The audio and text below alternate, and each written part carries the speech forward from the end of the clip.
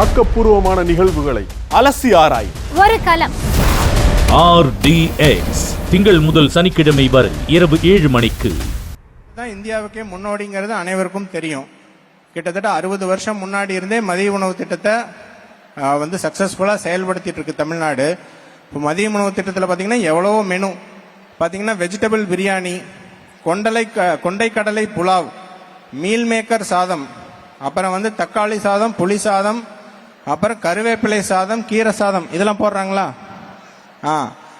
இதோட சேர்ந்து ஒவ்வொரு நாளுக்கும் ஒவ்வொரு வகையான முட்டை, வெறும் வேக வச்ச முட்டைலாம் இல்லை, மசாலா முட்டை, உருளைக்கிழங்கு வறுவல், பெப்பர் முட்டை, இதோட சேர்த்து இப்போ காலை உணவில் குழந்தைங்க சொன்ன மாதிரி பல்வேறு வகையான உணவுகள், ரவா உப்புமா, சேமியா உப்புமா, கோதுமை ரவா உப்புமா, கிச்சடி, சோள கிச்சடி, அப்புறம் கோதுமை ரவா பொங்கல், கேசரி, இத்தனை வகையான உணவுகள் அருமையாக ஒரு ஏவி காமிச்சாங்க. இத்தனை வகையான உணவுகள் கிடைக்குது.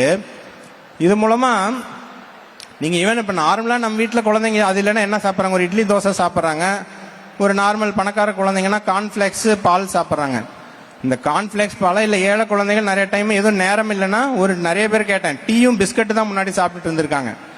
இதெல்லாம் கம்பேர் பண்ணும்போது ஒரு கார்ன்ஃப்ளேக்ஸோ டீ பிஸ்கட்டோ ஒரு சாதாரண இட்லி தோசையை விட நம்மளுடைய இந்த அரசோட காலை உணவு திட்டம் பல மடங்கு அவங்களுக்கு தேவையான எரிசக்தி கொடுக்குது.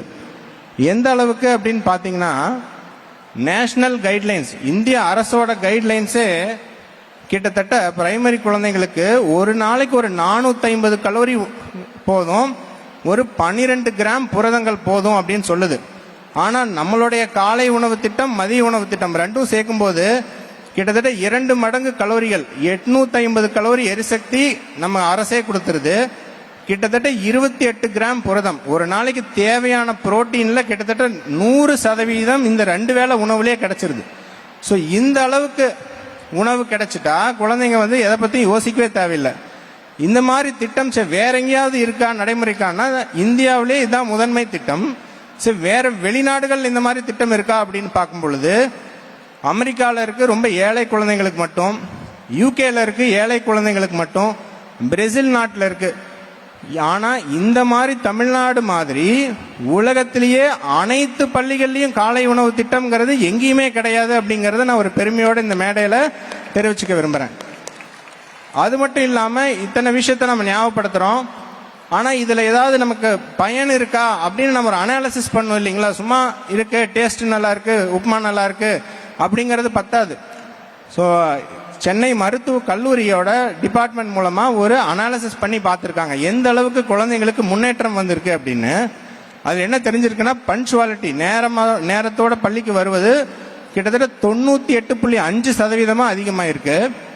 அப்புறம் பள்ளியில் இருக்கக்கூடிய ஆசிரியர்கள் கிட்ட ஒரு கேட்டிருக்காங்க கருத்து கணிப்பில், கிட்டத்தட்ட 5லேருந்து 10% வரை அவங்களுடைய கவனிக்கும் திறன், எழுதும் திறன், படிப்பு திறன், இது எல்லாமே பல மடங்கு அதிகமாக இருக்கிறது தெரிய வந்திருக்கு.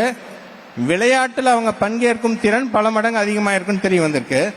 அதை விட முக்கியமாக, நான் ஒரு குழந்தை நல மருத்துவராக இங்கே இருக்கும்போது ஒரு முக்கியமான தகவல், அதாவது பள்ளி குழந்தைகள் ஏதாவது ஒரு நோய் நொடினால ஹாஸ்பிட்டலைசேஷன், மருத்துவமனையில் அட்மிட் ஆகிறது, இது கிட்டத்தட்ட 63% குறைஞ்சிருக்கு கடந்த ஒரு வருஷத்துல. அது மட்டும் இல்லாமல் நிறைய அடிக்கடி உடம்பு சரியில்லாமல் லீவ் எடுப்பாங்க, உடம்பு சரியில்லாமல் போவாங்க. ஆக்கப்பூர்வமான நிகழ்வுகளை அலசி ஆராய் ஒரு களம்.